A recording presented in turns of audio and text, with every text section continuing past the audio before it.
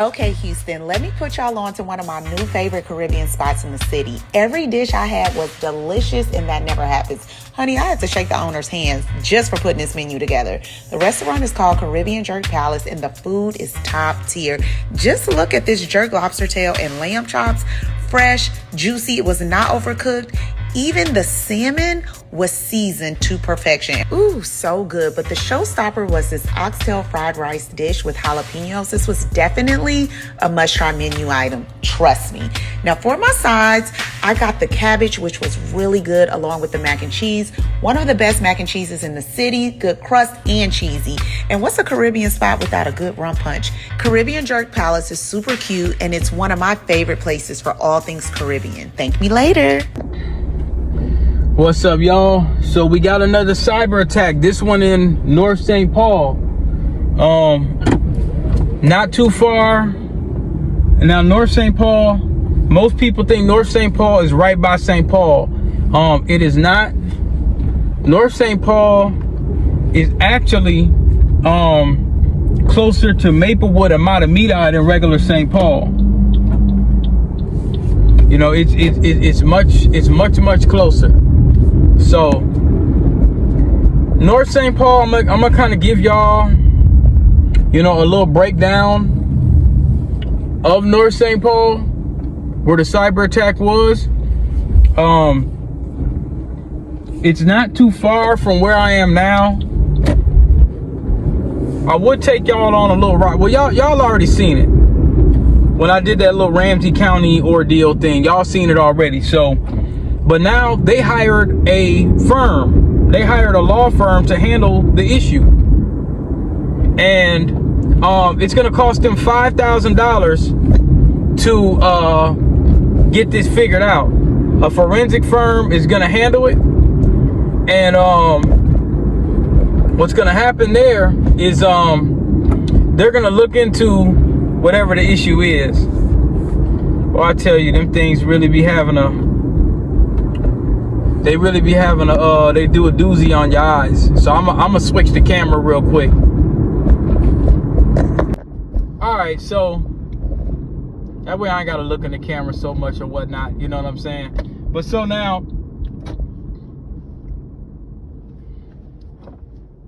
what's going on is somebody, and they're probably the same people.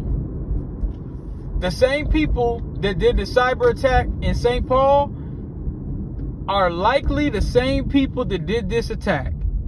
This is not a fluke, y'all. I'm telling you, this ain't a fluke. This is something that I'm starting to wonder if it's been sanctioned. I'm starting to wonder, is it a higher hand, or is it somebody under the table for political gains? Because they're attacking state. Not to say that they haven't attacked the banks and stuff like that either, but they know a lot of state entities sometimes they're weak. The government is not as secure as y'all think it is. I just want y'all to know that, you know. But what I wanted to do was I wanted to give a little story on Inver Grove Heights when I was out there. This was a help desk position that I was doing kind of in between a lot of my pains. And what I mean by that is the help desk position, it was just like in between time stuff.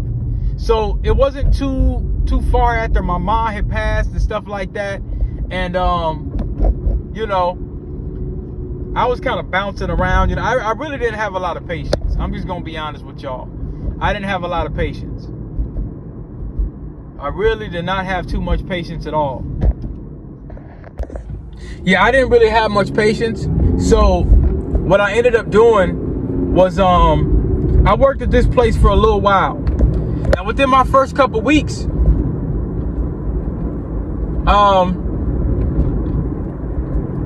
this guy was making, it was kind of weird. This guy was making these, I I don't know if they were like racial jokes, but he said something about some fried chicken, and then there was a couple other little things. And I ended up going to TCS after that. And I think I started, I'm trying to remember around, I noticed around 2015 or whatever like that. But this particular place, I remember I had a phone call because this was an agriculture business. And I had a phone call with some rednecks way out in Idaho.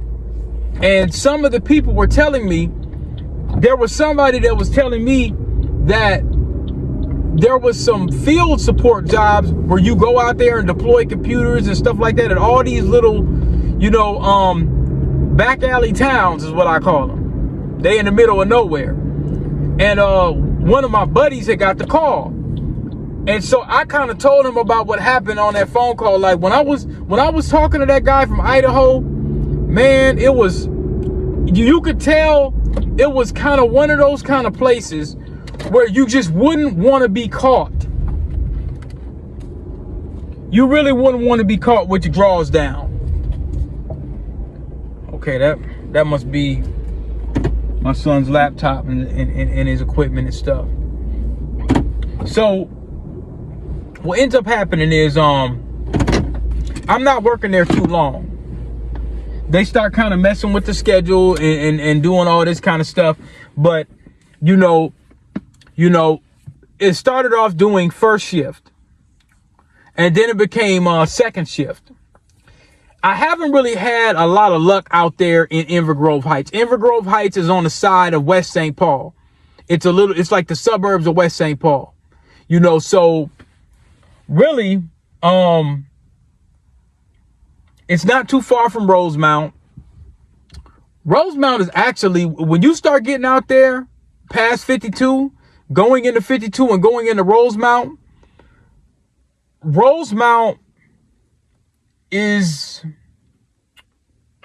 it's a lot of country kind of land. It looks real nice, but it looks like there's just a few main roads going through there or whatever. So I didn't work out that far. Now, if I had to buy property out in Rosemount, would I live out there? Considering what's going on in the city, I probably would. I would live out there before I would live out the White Bear Lake. But yeah, so, you know, eventually it got to a point where I was working with some of the, what they call the, not the asset teams, but it was something going out. Basically you assign a ticket, procurement. I was working with a procurement guy, and he was kind of giving me a hard time on whenever people were asking for new equipment, that ticket goes to him. So he started leaving these crazy voicemails on my phone. You know what I'm saying? And so I started noticing a lot of systemic stuff that was going on at that company or whatever. So, you know, eventually I got up out of there, and TCS was always the savior for that time. So I think I was working at TCS. I'm gonna have to check back in my files and kind of see, that way I could give y'all a real story, you know, alongside that. But that company reminded me of a video that, and now here's the thing, you doing your job. It reminded me of this video in, was it Cary, North Carolina? Or it was somewhere in North Carolina where this brother got stuck in his truck, and they were just messing with him. They were sort of surrounding him and doing all this, telling him he got to leave and all this kind of stuff, you know, black truck drivers. So it really reminded me like it was one of those kind of environments. And I could tell the people that I talked to in Idaho, they weren't around black folks at all.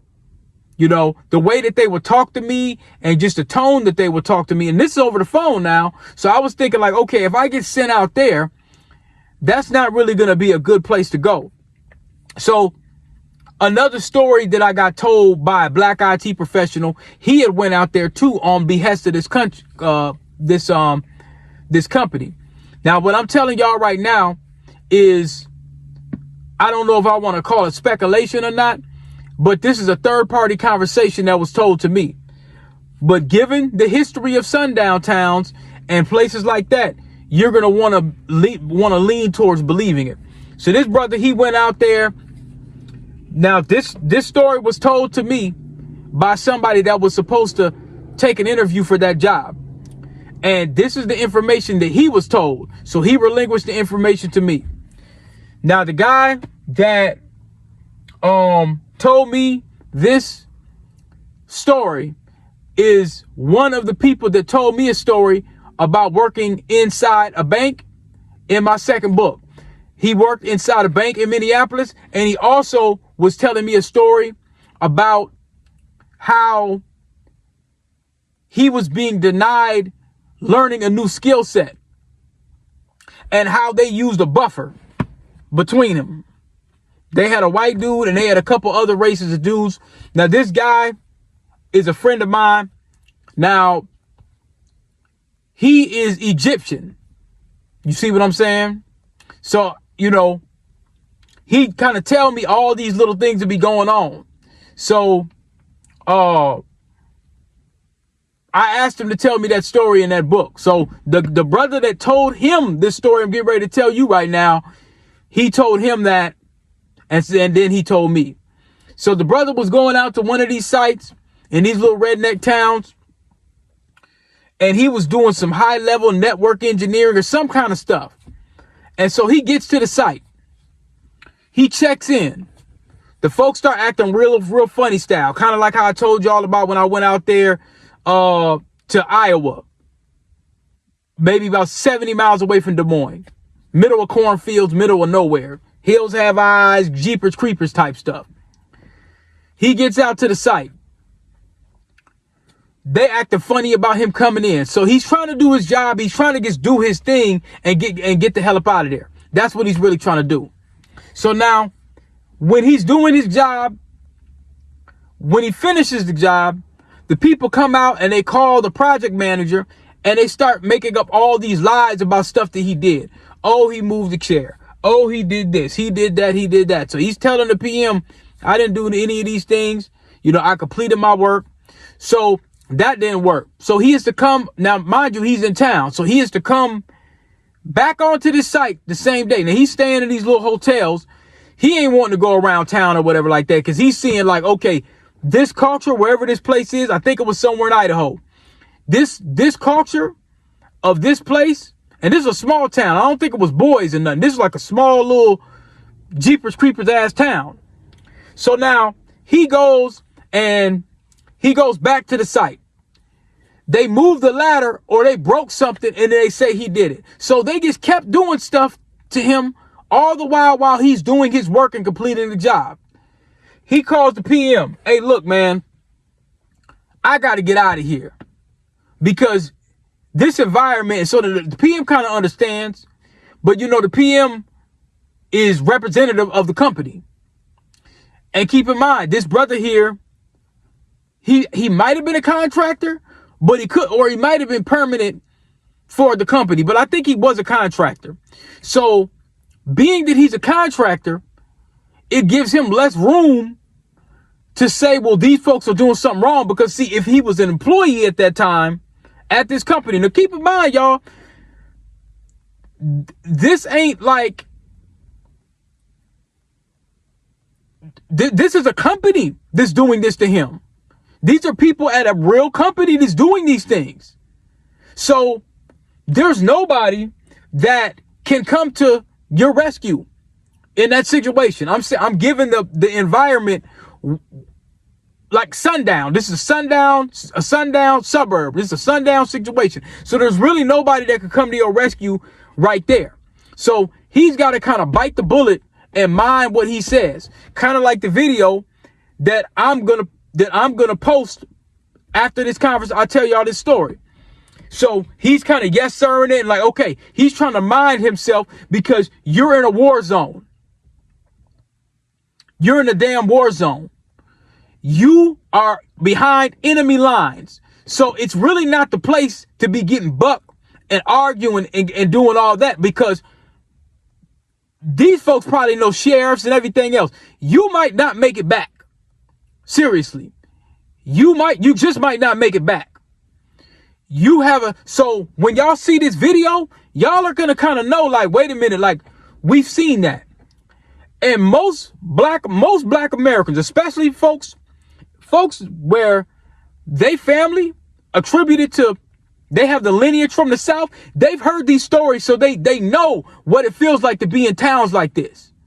They understand. So we're not in any denial about these kind of stories. When we hear them, our ears perk up like, yep, we've heard this before. We've heard this 1,000 times. So the brother packs up. He's telling the PM, hey, get me up out of here. So when the brother comes back to Minnesota, he's relinquishing this information. So that's how I'm getting this story. But I've been through the same thing too, so I know. So when I see these things going around and these weird little brothers come up missing in these truck stops and stuff like that, I kind of know to get down. I'm not one of these Negroes denying that this is happening. You see what I'm saying? And that it can happen, because it has many a time. So now, when it comes across, because look, the position came across my desk. Now, this is beyond when I worked at Travelers.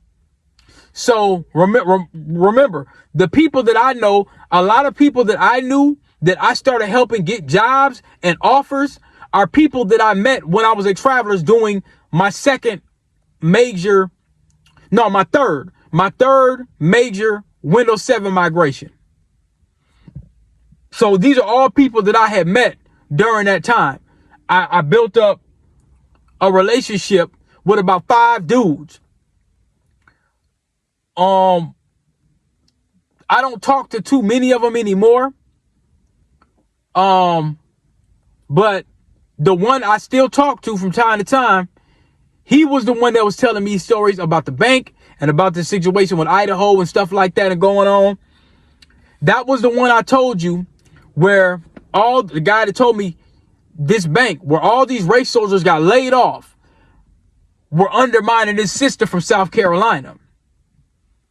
That story. Now that's in my second book, and I could expound upon that just a little bit, but that might be a story for another day. So I'm going to tell that story as a third person. The guy told me the story. I'm going to relinquish another one of his stories, you know, my Egyptian homie and stuff. So I'm going to post that video, and I'm going to holler at y'all in a minute. Leave me alone. Let's goddamn go. Leave me alone. Get your fucking Leave truck. me alone. Leave me Get alone. your fucking truck till the cops get I'm here. leaving. Now. Give me your fucking phone. Let's go, bitch. Let's go. Get in the fucking truck. Yeah. Don't get out of the truck no more. Don't get out of the truck no more? Take you out Yes, short. the sheriff's department's coming to get Okay. rid of you and your fucking mud. Okay. So stay in your truck Yes, sir. before something bad happens. Yes, sir. Get in. Yes, sir. Yes, sir. Stay in your truck. Yes, sir. Do it now. Yes, sir. Take all your videos. Yes, sir. Damn, I'm saying, shut your door, shut your mouth. like You're the I told you sheriff? to. You're the sheriff, right? Yes. And you weren't trying to talk to me. Can I? I'm draw the Yeah, window I'm down. done talking with you. Shut the door. Can I draw the window down? No, roll the window up, roll the other window down. Hey, sir, you slammed the door on my dog. And that's all I'm recording. I'm gonna put you in That's jail. all for I'm interfering. recording for slamming on the dog. I didn't slam it on You the dog. Yes, you did. You Have it had on a hold recording. door. Get in the door. Okay, yes, sir. Yes, sir. Y'all going to jail. Y'all going down. This town going down. Yeah, this town going down. Man.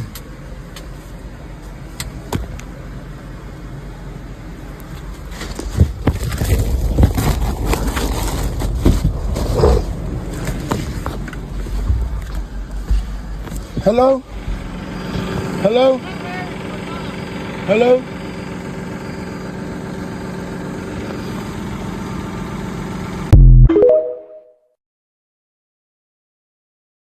Leave me alone. Let's goddamn go. Leave me alone. Get your fucking Leave truck. me alone.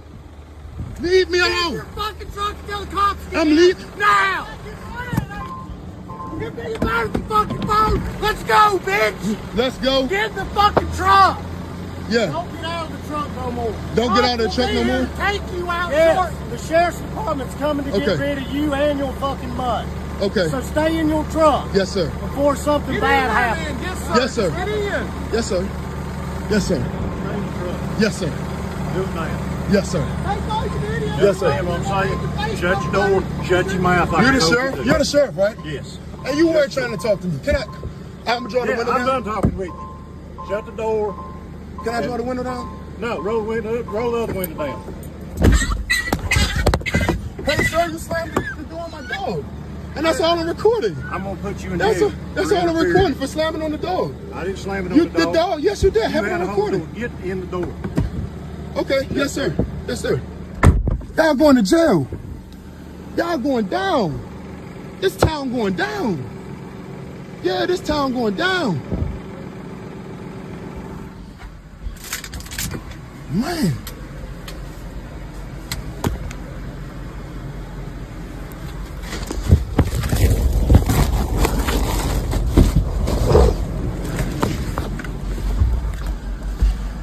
Hello? Hello? Hello?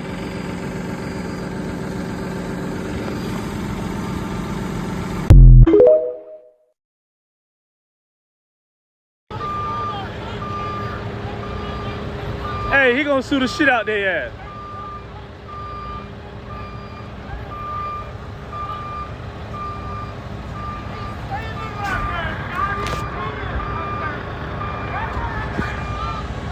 Hey, what's going on?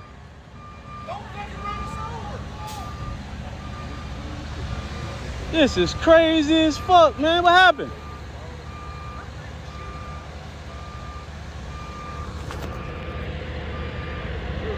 I'm done. Close the fucking door. I'm done.